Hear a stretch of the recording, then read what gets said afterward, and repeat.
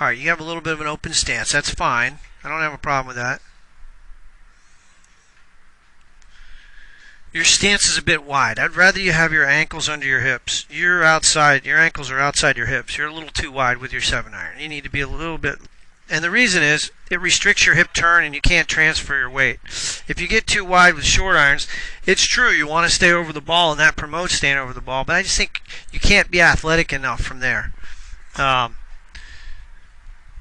So I think you're just a bit wide. And you'll see this from a different angle when I show you. But now your biomechanics match your swing. You have long arms relative for your height, so you should have a high swing. That's high, all right. That's as high as anybody I've ever seen. That is Justin Thomas. And then you have a nice, the club head stays outside your hands on the takeaway. It's a little outside, but that's okay. That's because your stance is open, right? Your stance is a little bit open. Your hands are going to go out. That's fine.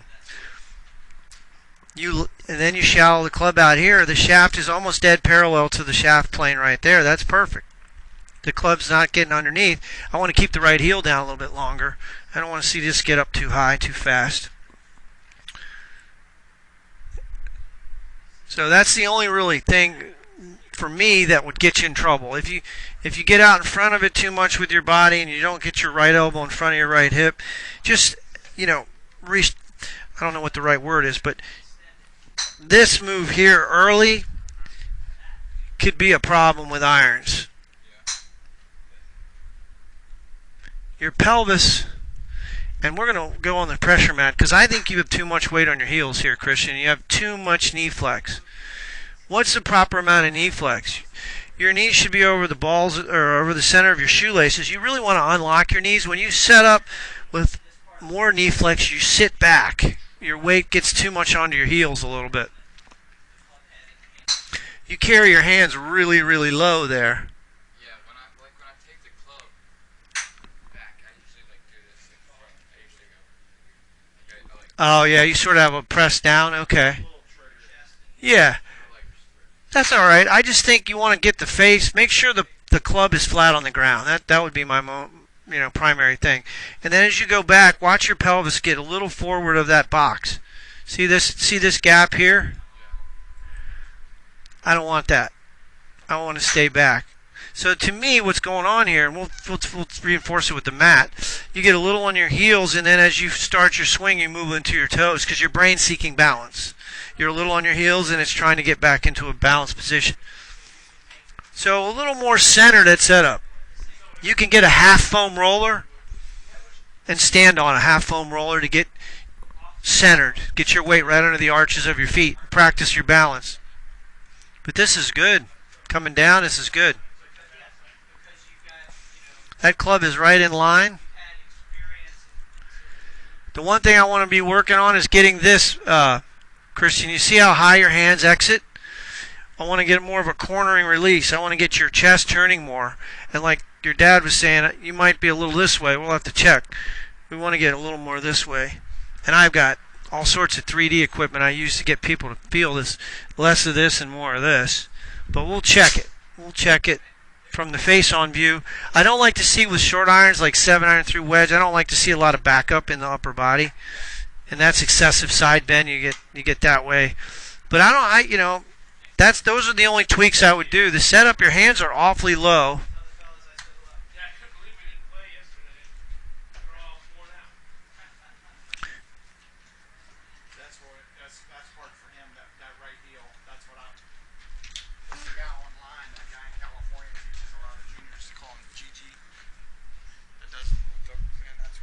Well, I wouldn't worry about it right now because he's still growing. He's still not strong enough to where his body, he only weighs 130 pounds, so he's 120, yeah. So, Justin Thomas is the guy you want to be watching because he's your build. You two are almost the same size. He's got a lot more verticals in his swing. He goes up. He's a spinner launcher. He goes around and he jumps. But, you don't... Right.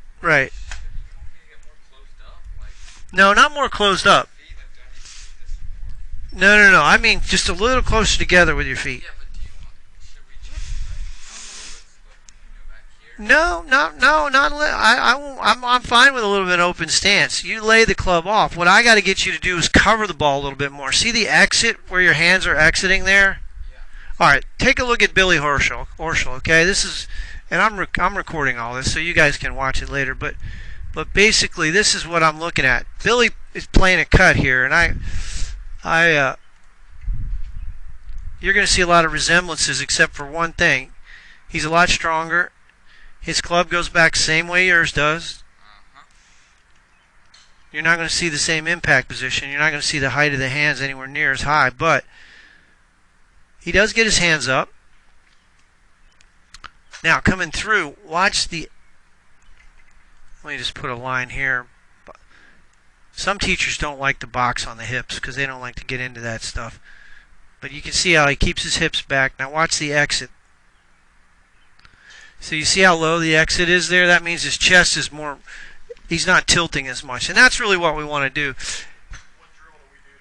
Well, there's a couple. One is standing on your left leg and hitting balls. Just standing on your left leg.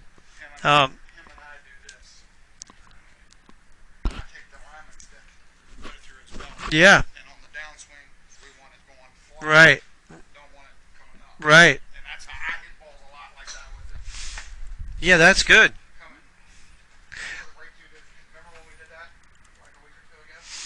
The only thing you're going to be that, from here you can see sequentially, and, with 3D, I do more with 3D than I do with 2D, but his hands are a little more in front of him there. Look where your hands are here. I mean, the club head. It's a little behind you, and that's all.